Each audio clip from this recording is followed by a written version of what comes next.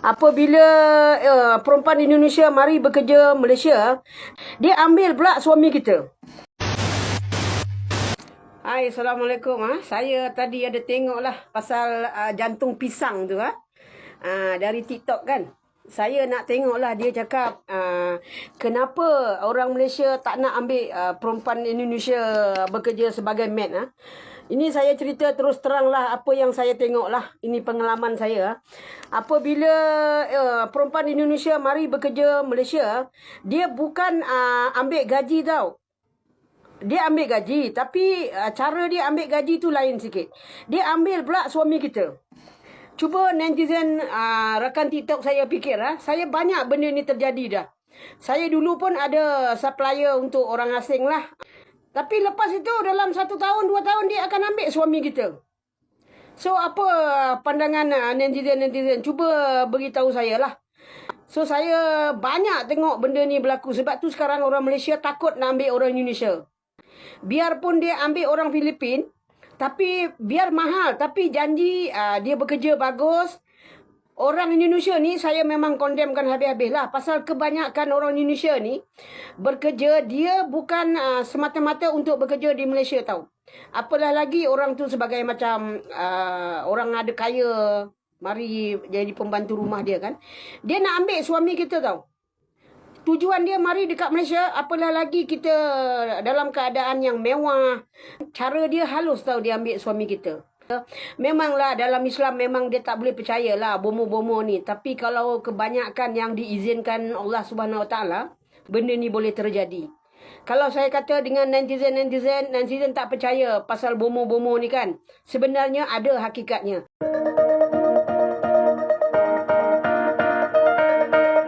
Halo guys, selamat datang di informasi. Kali ini kita akan membahas tentang seorang warga Malaysia bernama Madam Siti yang mengaku pernah menjadi penyalur asisten rumah tangga, ART, asing di Malaysia, mengungkapkan pandangannya setelah menonton Jantung Pisang di TikTok. Dari pembahasan Jantung Pisang, Madam Siti ingin mempertegas alasan mengapa asisten rumah tangga Indonesia tidak dilirik di Malaysia. Madam Siti menyebutkan bahwa alasan yang sering beredar di masyarakat berkaitan dengan isu kepercayaan. Ia mengklaim adanya anggapan bahwa artis asal Indonesia tidak hanya bekerja untuk mendapatkan gaji, tetapi juga berpotensi menjalin hubungan yang tidak semestinya dengan suami majikan. Bahkan, menurutnya, berkembang cerita-cerita bahwa ada berbagai cara yang digunakan untuk menarik perhatian majikan pria, mulai dari pendekatan personal hingga praktik-praktik mistis seperti dukun. Di sisi lain, Madam Siti menilai bahwa pekerja domestik asal Filipina kerap menjadi pilihan alternatif, meskipun dengan biaya gaji yang relatif lebih tinggi. Ia berpendapat bahwa pekerja dari Filipina dianggap lebih dapat dipercaya oleh majikan.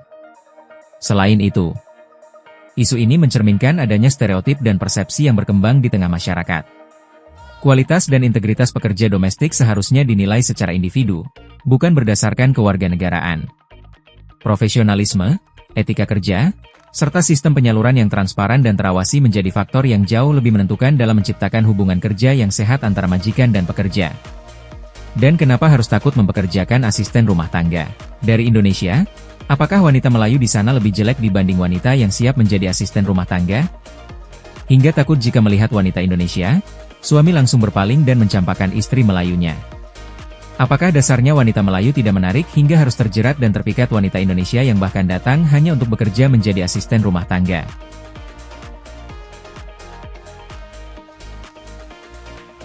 Ini terjadinya pada keluarga saya. Saya bagi tahulah.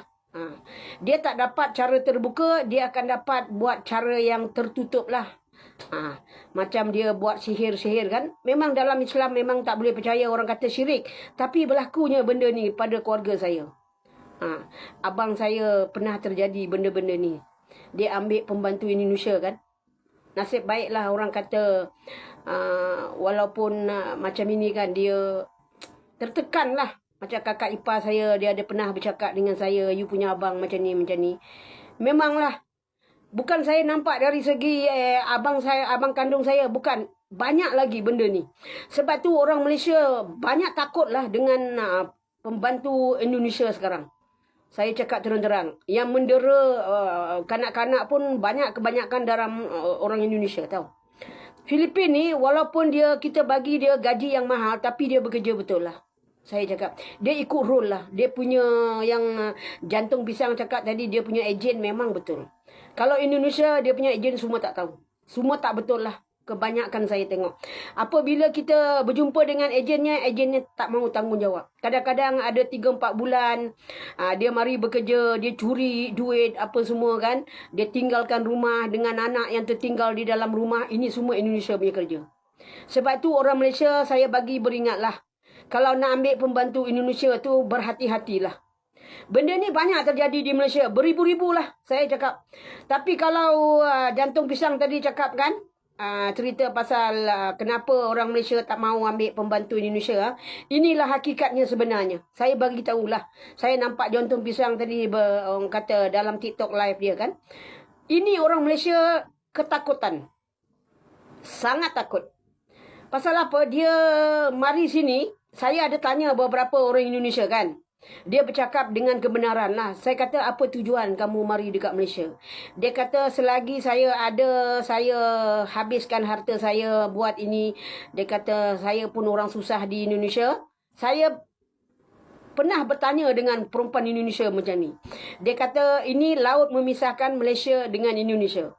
Okey? Saya tanya, apa tujuan you sebenarnya? Tujuan saya, selagi saya datang Malaysia, saya tak dapat buat rumah, saya tak boleh dapat bagi kemewahan pada keluarga saya buat apa saja di Malaysia yang saya ingat halal haram tu lain kemudian. Dia bercakap dengan saya. Ini akuan dari seorang Indonesia tau. Saya tanya dengan dia, oh begitu ke niat you? Ya, dia cakap. Apabila saya mari melangkah menyeberangi Indonesia, pergi ke Malaysia, tekad saya buat rumah, bagi kemewahan pada keluarga saya. Itu tujuan saya. Apa yang saya buat di Malaysia, halal haram itu lain cerita.